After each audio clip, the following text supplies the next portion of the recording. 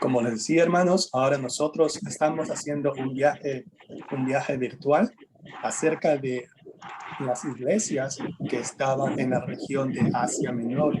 Vemos aquí cómo nosotros vamos a ver, hermanos, ¿verdad? Y cómo nosotros estamos visitando de manera virtual estas iglesias. ¿Quién está? A ver, vamos a ver quién está. Yo creo que voy a poner a todos en mute. ¿Está bien? Está bien, Roberto. Hermano. Gracias. Gracias. Ajá. Ok.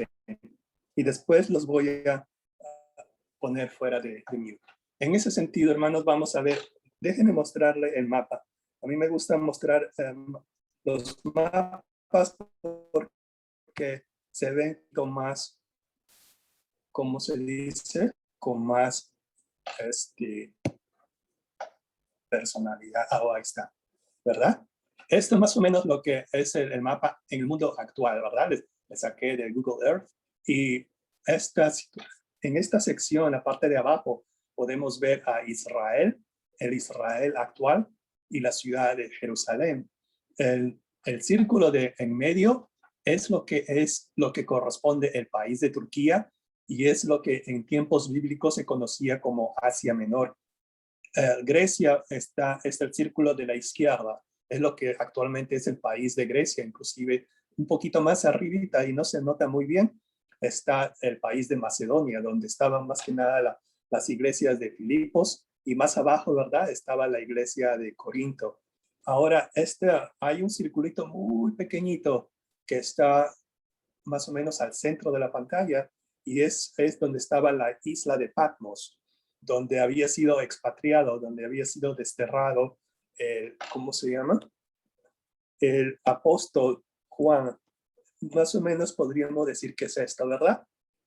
Podríamos decir que esa es la localización aproximada de la isla de Patmos. Nótese que estaba cerca de lo que se constituía lo que era Asia Menor.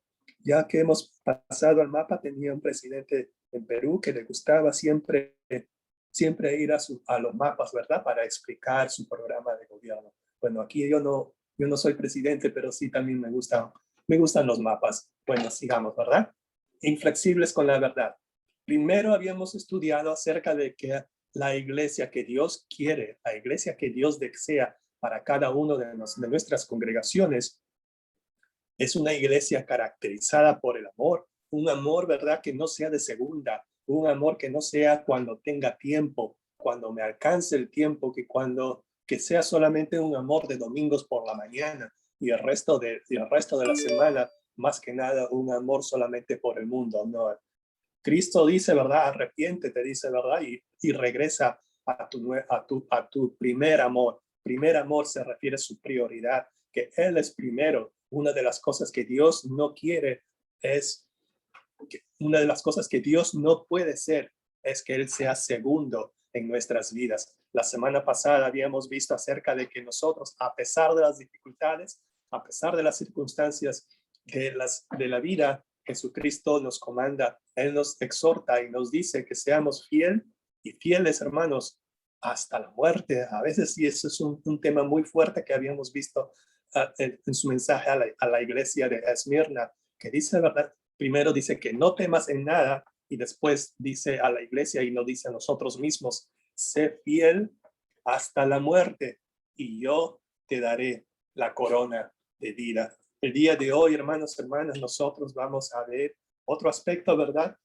Cuando Jesucristo da un mensaje a la iglesia de Pérgamo. En la iglesia de Pérgamo es cuando Jesucristo envía el mensaje y dice, ¿verdad?, que nosotros seamos inflexibles con la verdad de la palabra de Dios, con la verdad acerca del evangelio de Cristo Jesús. Y ese es el mensaje que tiene para nosotros también como iglesia actual, como congregación actual. Vemos aquí ahora, hermanos, que esto es el mensaje que tiene para nosotros. Y el día de hoy vamos a empezar con este mensaje y permítanme empezar el estudio con una oración, hermano. Señor Padre Santo, Gracias, Señor, por este día, Señor. Gracias por un día más de vida, Señor. Te doy las gracias porque siempre estás con nosotros a pesar, Señor, de las dificultades, a pesar, Señor, de que las situaciones no están mejorando en el mundo actual. Señor nuestro, te damos las gracias, Señor, y a la vez te pedimos, Señor, que nos ayudes, mi Señor, a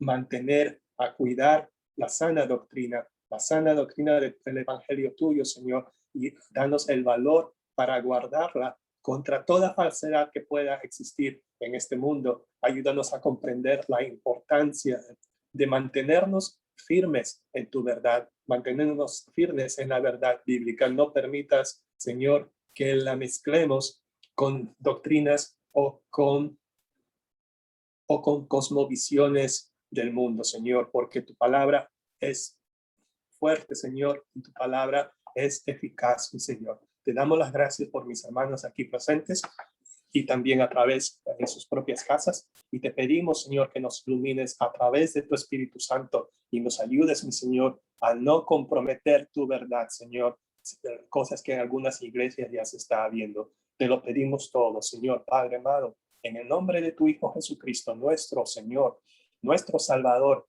nuestro perdonador de pecados, y lo pedimos todo en él. Amén.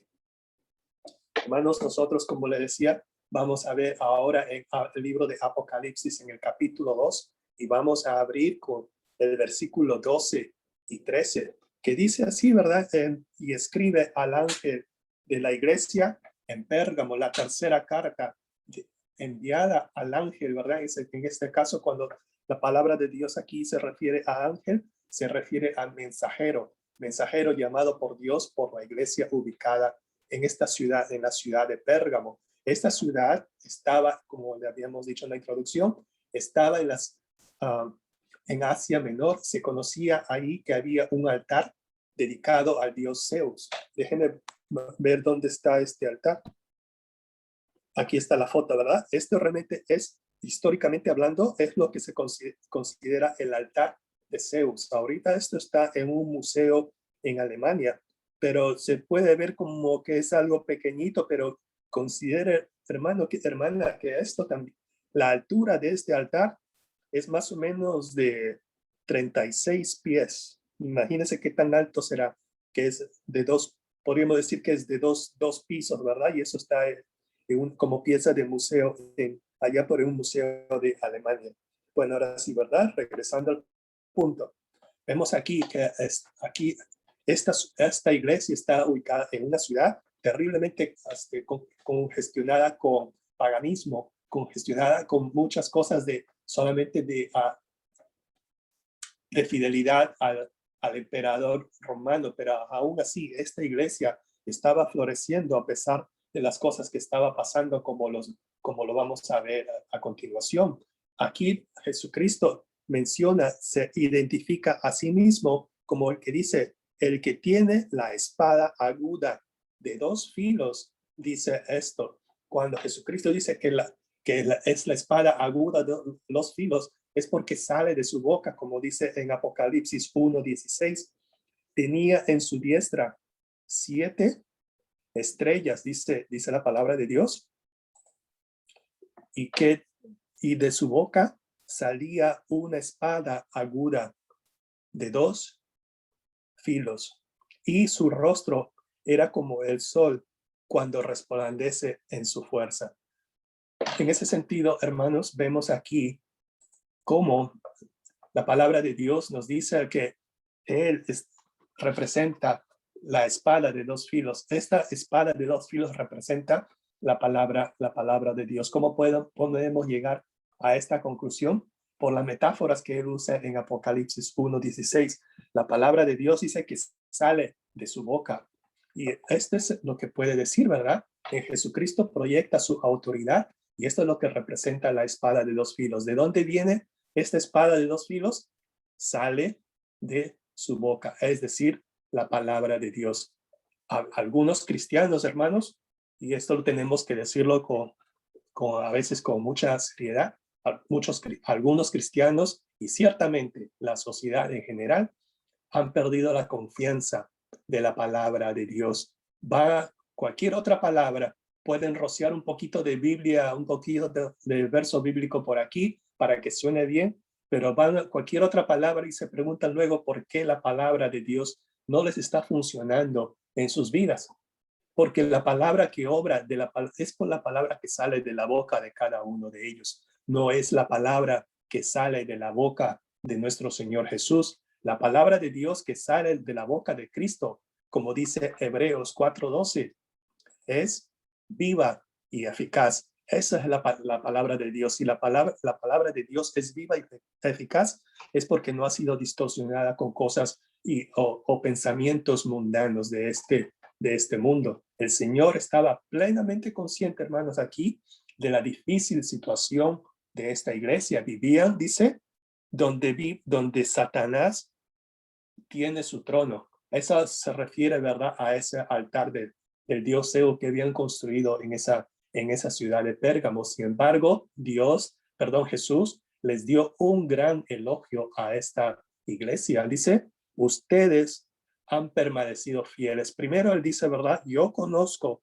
tus obras, las cosas que la iglesia estaba haciendo no habían salido desapercibidas para nuestro Señor, que Él es omnipotente, que Él es omnisciente, Él está en todo lugar. Dice, ¿verdad? Han permanecido fieles a mi nombre. Dice, ustedes retienen mi nombre, dice el versículo 13. Y también dice, y no han renunciado a su fe. No has negado mi fe, dice, ¿verdad? La otra traducción dice, no renegaste tu fe en mí. Estos creyentes se habían negado a participar en las ceremonias paganas, no llamarían César al Señor, como tampoco lo estaba haciendo la iglesia de Esmirna, que la habíamos estudiado la semana pasada. Tal negativa había provocado una hostilidad en contra de ellos, pero incluso frente a tal persecución, estos creyentes estaban decididos a adorar solo a Jesús, cueste lo que cueste, pase lo que pase. Y mire cómo fue tanto así, hermanos, que dice, pero retienes mi nombre y no has negado mi fe. Yo quisiera un poquito explicar acerca de esta palabrita tan pequeñita, pero muy importante, que en el versículo 13, que dice, pero, cuando dice pero, aquí es haciendo contraste. En otras palabras, quiere decir a pesar de ciertas circunstancias. ¿Por qué? Porque esto lo dice luego después, cuando dice, ni aún en los días en que Antipas, mi testigo fiel, fue muerto entre vosotros. En otras palabras, esta palabra hace no es de comparación, pero es a pesar de las circunstancias, sigues fiel a mi nombre. Los santos de Pérgamo permanecieron fieles incluso ante la muerte. Por eso Jesucristo da el ejemplo de este señor Antipas, testigo fiel, que fue muerto entre ustedes, dice, donde mora Satanás. Vemos aquí también esta persecución al cristianismo continúa hoy en día en el mundo, y eso lo sabemos, hermanos. Muchos creyentes como Antipas se mantienen firmes en su fe, incluso si eso significa morir por la causa de Cristo. Ahora vamos a ver, hermanos, en los siguientes versículos vemos que algo muy importante, yo diría, ¿verdad? Uy, qué congregación, ¿verdad? Yo quisiera estar en esta congregación de Pérgamo, pero no, hasta ahí termina el elogio, hermanos. Ahorita viene lo bueno. Ahorita viene lo bueno, dice, ¿verdad? Versículo 13. Esta palabrita que aparece nuevamente puede salir desapercibida, pero aquí este pero es de contraste. Primero los había dado un elogio y ahora aquí viene lo que se conoce como la reprensión.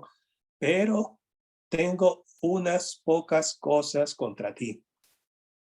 Aquí no significa, hermanos, cuando dice Jesucristo unas pocas cosas, no dice, pero tengo unas cosillas pequeñitas, no te preocupes, ¿no, hermanos? Cuando Jesucristo aquí dice unas pocas cosas, se refiere al número, no se refiere a la magnitud. Son pocas, que son una o dos, pueden ser una o dos, pero son de tanta importancia, de tanta significado, que Jesucristo les llamó la atención por estas pocas cosas. Y dice en contra de ellos, que tienen ahí entre ustedes, ¿verdad? Entre los miembros de su congregación, tienen aquellos que dice que retienen. Retener significa más que nada, ustedes toleran la doctrina de Balaam que enseña a Balac a poner tropiezo ante los hijos de Israel, a comer de cosas sacrificadas a los ídolos y a cometer fornicación. Vemos aquí, hermanos, que este pasaje más que nada está refiriéndose a un pasaje del Antiguo Testamento, particularmente en el libro de Números 22-25. Si usted quisiera leer eso como tarea, yo se los dejo como tareas. Lea usted el capítulo 20, del capítulo 22 al capítulo 25 del libro de Números, pero déjeme que le resuma, ¿verdad? En pocas palabras. Algunos miembros de la iglesia siguieron el ejemplo de Balaam al introducir corrupción moral en la iglesia. Cuando Israel vagaba por el desierto, el rey Balac le ofreció a Balaam una buena recompensa para que él maldiga a Israel. Bueno, Balaam pronto descubrió, sin embargo, que no podía ordenarle a Dios que maldijera a su pueblo. En primer lugar, porque eso está fuera del carácter de Dios, porque ya Dios en su covenant, que en su pacto, perdón, Dios ya en su pacto había ofrecido que iba a dar solamente bendición a Israel. Entonces Balaam le aconsejó al rey Balac que no, él, como dice, no podía él maldecir, que ordenar o pedir a Dios que maldiga a Israel. Entonces Balaam le aconsejó al rey Balac que llevara a Israel a matrimonios mixtos con mujeres paganas y que cometan idolatría. Entonces, esa es la única manera que pudo hacer esta doctrina de Balaam, ¿verdad? Y eso es lo que estaba discutiendo Jesucristo con aquellas personas dentro de la congregación de Pérgamo que estaban reteniendo, que estaban tolerando entre sus filas, entre sus miembros, los que seguían, dice la doctrina de Balaam, y no solamente la doctrina de Balaam. En el versículo 15 dice que también tienes a los que toleran, retener nuevamente esta palabra que significa tolerar, ¿verdad? Que se sienten a gusto, que dicen, bueno, total, eso es sus cosas de ellos. Yo no me meto en nada. A veces podemos nosotros decir, o a veces que queremos encogernos de hombros, decir, bueno, mientras no me afecte a mí, a aquellos que sigan con lo que sigan. Pero dice Jesucristo que eso es pecado, como lo vamos a ver, hermanos. Y dice que también tienes entre ustedes a los que toleran, a los que retienen la doctrina de los nicolaitas, la que yo aborrezco. Note aquí, hermano, hermana, Jesucristo no está diciendo que él aborrece a los nicolaitas. Él dice que él aborrece la doctrina, las cosas que ellos hacen. Jesucristo no está aborreciendo a los miembros de esa iglesia, sino que está aborreciendo las prácticas del mundo que ellos están haciendo y que dentro de la iglesia. A veces, hermanos, queremos ser inflexibles con la verdad, pero no puede ser posible si es que nosotros permitimos que ciertas cosas, ¿verdad?, que no están de acuerdo a la palabra de Dios se lleven a cabo dentro de una congregación. Por eso es que a veces muchos cristianos nos preguntamos por qué Dios no se mueve, por qué Dios no actúa. Es que debido a que nosotros algunas veces comprometemos principios bíblicos, comprometemos el valor espiritual, comprometemos con los dioses de este mundo, con los dioses de la actualidad, comprometemos con el estilo de vida. Dice también, hermanos, y ustedes, dice Jesucristo en otras palabras, ustedes no están diciendo nada, ustedes no están actuando sobre lo que está sucediendo en la congregación de ustedes. De la misma manera que Jesús aborrece estas prácticas inmorales, sin duda tampoco él toleraría la falsa doctrina en la vida de su iglesia. Entonces, podemos nosotros como miembros de una iglesia permanecer inflexibles a no comprometer nuestra sana doctrina, hermanos, pero el hecho de que toleramos que sea seguida, que sea practicada, entonces estamos aceptando las cosas de los nicolaitas que están infectando la iglesia. Al decir que está bien ceder en sus normas, ceder en su moral, comprometer sus deidades, entonces al final podemos decir, bueno, al final Dios perdona, ¿verdad? Hermanos, a veces estamos confundiendo la gracia con el libertinaje. A veces tenemos una visión falsa, hermanos, cuando dicen, bueno, eso es asunto de ellos. Total, yo no juzgo, podemos decir a veces, ¿verdad? Pero aclaremos esto, hermanos, hermanas. Se supone, hermanos, que nosotros no debemos juzgar las preferencias, ¿verdad?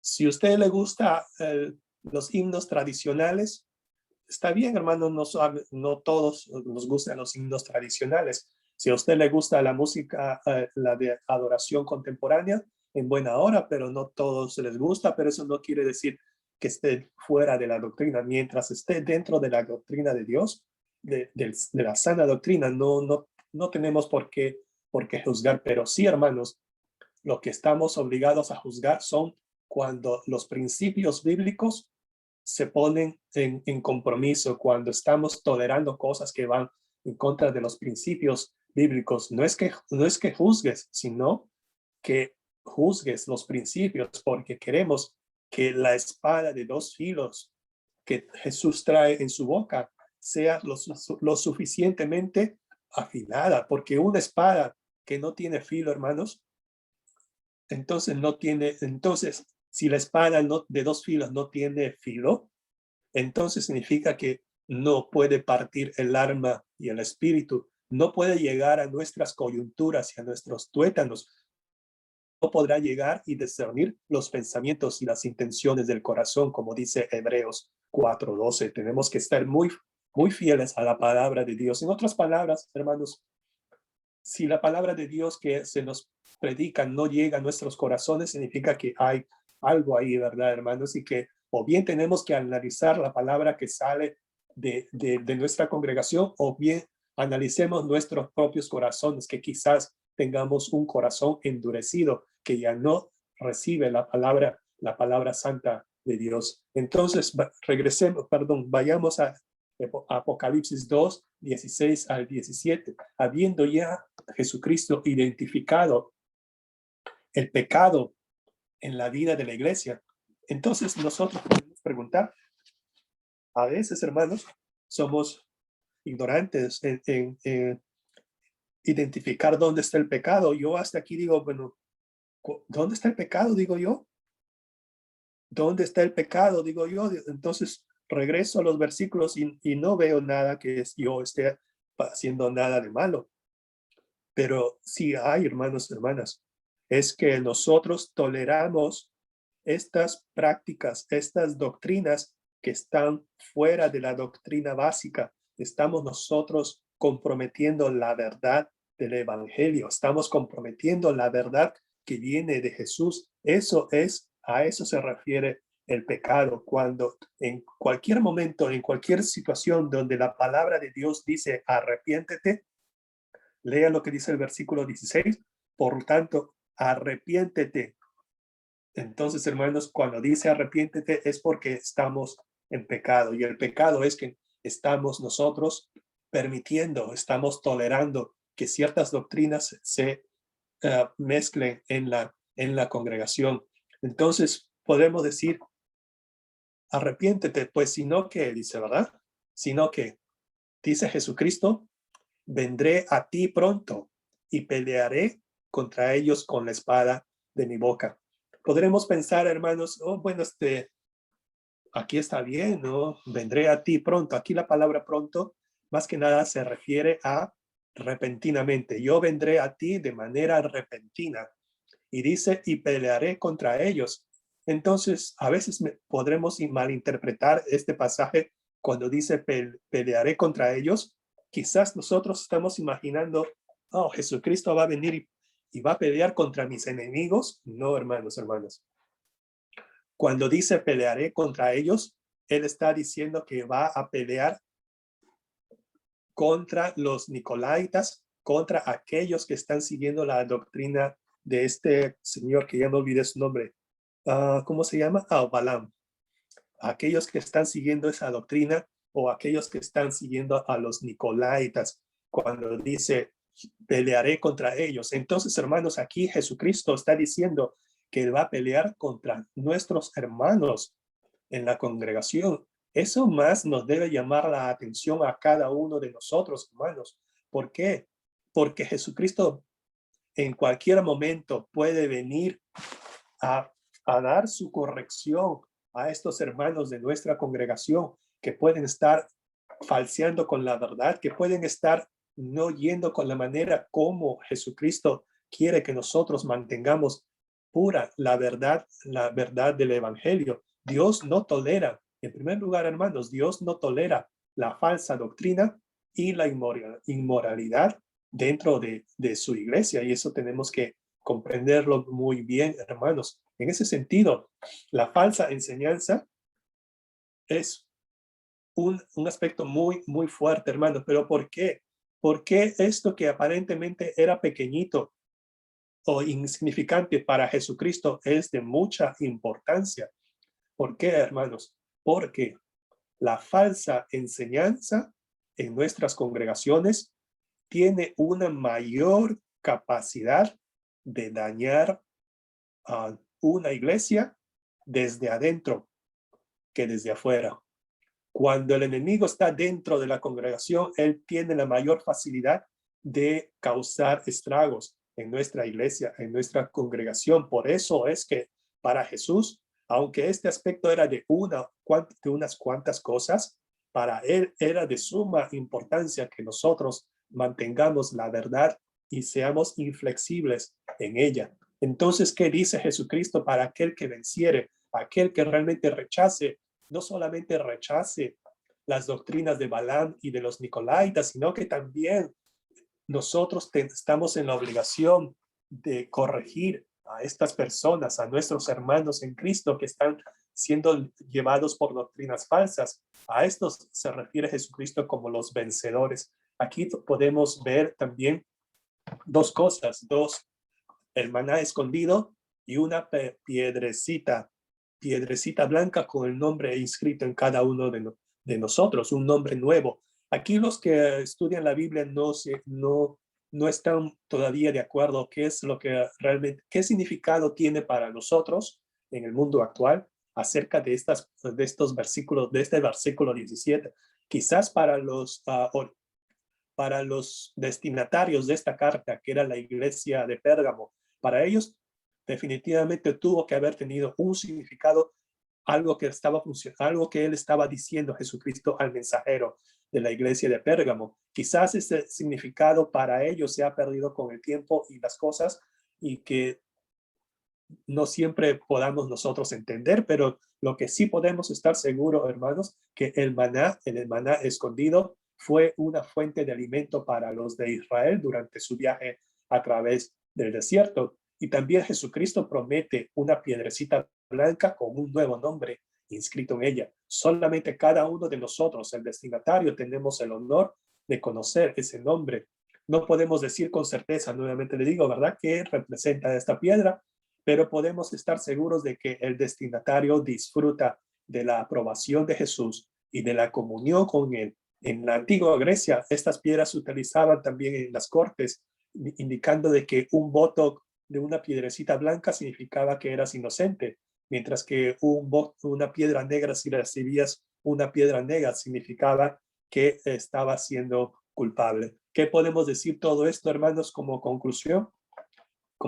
Podemos decir que no nos apartemos, hermanos, de nuestra relación con Cristo. No distorsionemos esta verdad que tenemos en Cristo. No desobedezcamos, hermanos, los requisitos morales de Cristo. Decidamos de una vez por todas, ¿verdad? Estar con Cristo, pase lo que pase, mantengámonos firmes en la verdad. Y sobre todo, hermanos, algo que también podemos aprender de este estudio, y sobre todo, más que nada, sobre todo de la palabra de Dios en Apocalipsis 2, del 13 al 17, era del 12.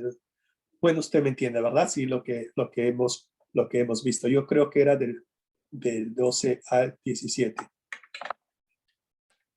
Sí, del 12, versículo 12 al 17.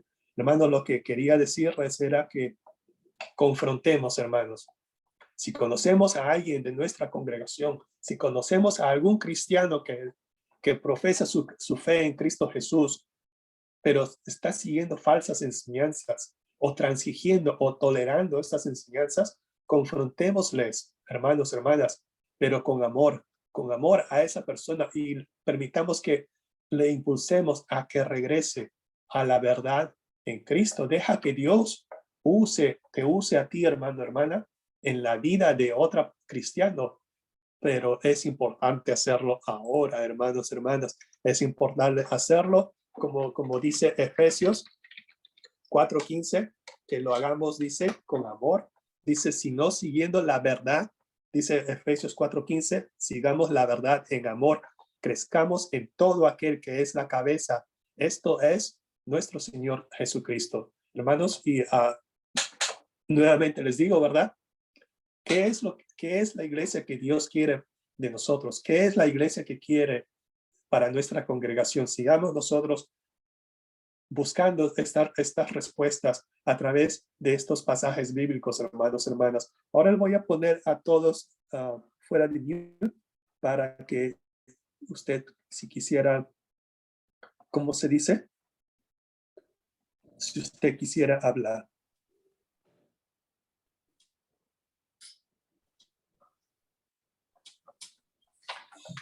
¿Alguien que quisiera decir algo o hacer un comentario?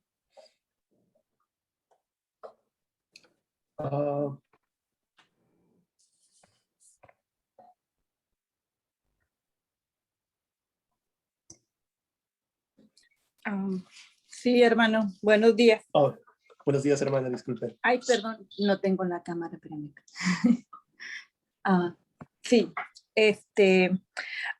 pues la pregunta número 3 que dice, ¿puedes nombrar algunas falsas enseñanzas que dañan la iglesia? Pues creo que como en la iglesia de nosotros, pues pienso que ahí siempre hablamos, ¿verdad? Lo que es la verdad y nos apegamos al evangelio, ¿verdad? Pero me imagino que en otras iglesias sí puede pasar como las que hemos escuchado de la prosperidad, ¿verdad? O como otras cosas que se malentienden, como diciendo, como creo usted ya ahorita lo comentó, de que Dios nos perdona todo, ¿verdad? Y eso da pie a que la gente haga cosas malas, al fin que después Dios nos va a perdonar, pero no es así, ¿no? O sea, no debemos pensar de esa manera. Así es, hermano. Gracias, hermano. Porque creo es como retar, ¿verdad, hermano? Retar, puedo hacerlo a fin que me vas a perdonar, no sé. Sí, y eso lo dijo bueno, el apóstol Pablo en su carta a los romanos, ¿verdad? En Romanos capítulo 6, cuando dice, ¿verdad? Si yo quiero que la gracia abunde, entonces pecaré más. ¿Y qué dice Pablo? De ninguna manera, dice, ¿verdad? De ninguna manera. ¿Alguien más, hermanos, hermanas? Sí, hermano, buenos días. Buenos días, hermana. Disculpe el ruido, es que venimos aquí viajando, pero pues aquí vengo, ¿verdad? Escuchando el estudio, venimos escuchando el estudio que ha sido de gran bendición. Y muchas veces pasa en nosotros los cristianos que somos conformistas y decimos, bueno, con que yo esté actuando bien, ¿verdad? Y conforme a la doctrina, a la sana doctrina que la palabra nos enseña, y lo que nosotros sabemos, ¿verdad? Que es voluntad de Dios, que cómo quiere, ¿verdad? Que hagamos las cosas, cómo le agrada a Él. Y a veces pensamos y decimos, bueno, con que yo lo haga, lo que usted estaba diciendo hace ratito. A veces no queremos meternos en problemas, ¿verdad? Decir, no, pues, ¿para qué me meto con los demás? ¿Para qué? Pero antes de ir, ¿verdad? Con algún hermano, alguna hermana que sabemos que probablemente está siendo, ¿verdad? Dejándose llevar, ¿verdad? Por falsas doctrinas, lo primero que tenemos que hacer es ir al Señor en oración, ¿verdad? Pedir, Señor, mira, tú sabes que voy a hablar con mi hermana, prepara su corazón para que lo tome de bendición, ¿verdad? Pedir al Espíritu Santo que obre en mi corazón primero y luego en el corazón de aquel que va a recibir pues la exhortación, ¿verdad? O decirle, no, mire, hermano, aquí dice la palabra de Dios, y siempre hacerlo con la Biblia en la mano, con la palabra de Dios en la mano. Porque sí se da muchas veces a problemas, ¿verdad? Cuando nosotros lo hacemos solos, sin la guianza de nuestro Dios.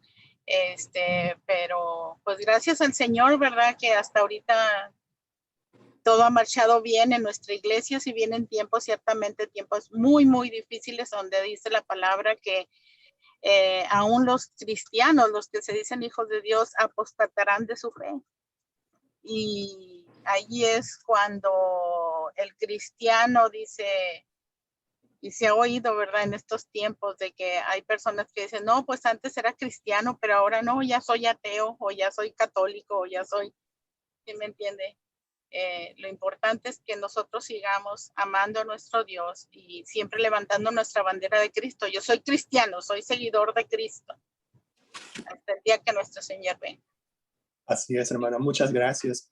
Si usted tiene su guía de estudio personal, en la página 30, ¿verdad? En la introducción del autor de este estudio, él, precisamente lo que la hermana Abigail está comentando, es precisamente lo que este autor del estudio nos está diciendo, que a veces como creyentes queremos evadir los conflictos, ¿verdad? Y el confrontamiento, queremos decir, bueno, creo que se va a enojar, yo ya conozco al hermano o yo ya conozco a la hermana que se pone siempre a la defensiva, mejor no le digo nada, mejor paso de frente. Y no, hermanos, como dice este autor, nosotros como creyentes nunca debemos comprometer la sana doctrina para evitar algún conflicto con alguien que está pervirtiendo algún aspecto del evangelio. Y eso es a veces, hermanos, que como nosotros, como dice la canción, ¿verdad? El camaleón cambia los colores según la ocasión.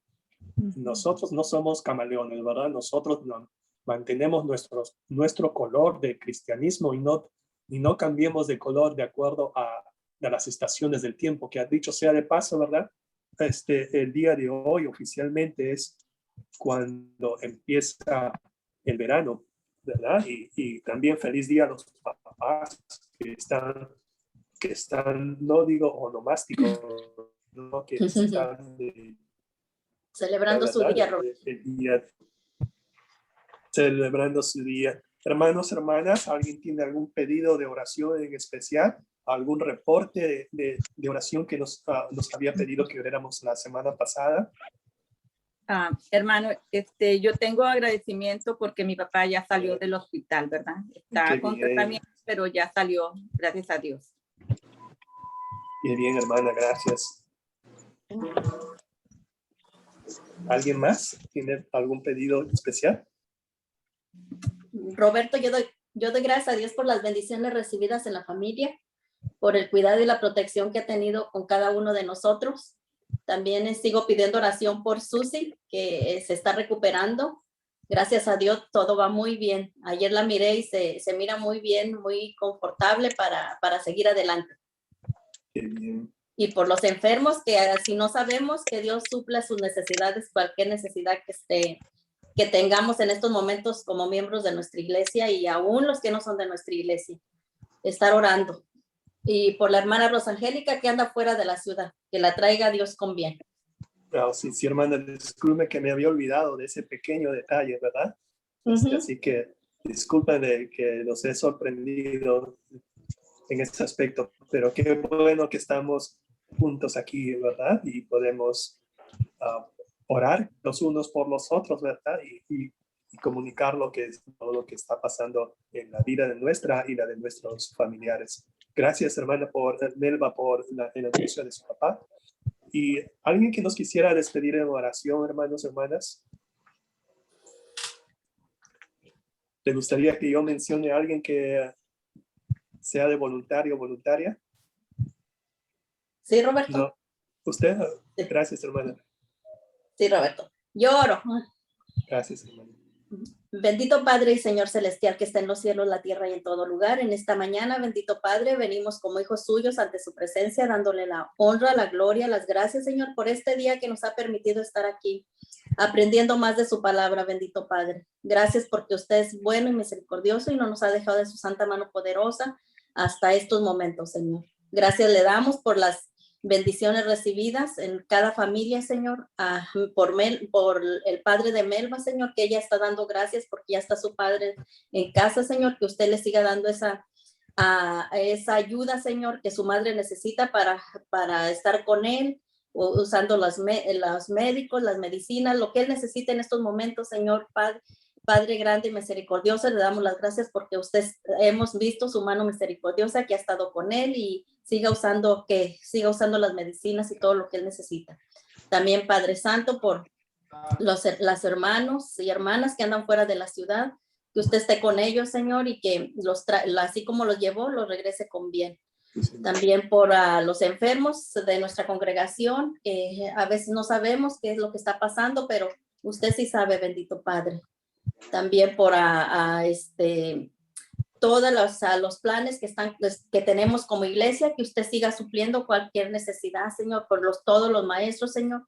Y especialmente en esta mañana, Señor, le doy la honra y la gloria y las gracias por nuestro pastor, que ha estado bien y lo ha cuidado y lo ha protegido. Síganos bendiciendo, sígale dando esa salud que él necesita para seguir guiando nuestra iglesia. Porque todo se lo pido y se lo ruego. En el nombre que es sobre todo nombre de Cristo Jesús. Amén. Amén. Hermanos, ya nos vemos más luego. Dios los bendiga. Amén. Gracias, Roberto. Dios les bendiga. Gracias.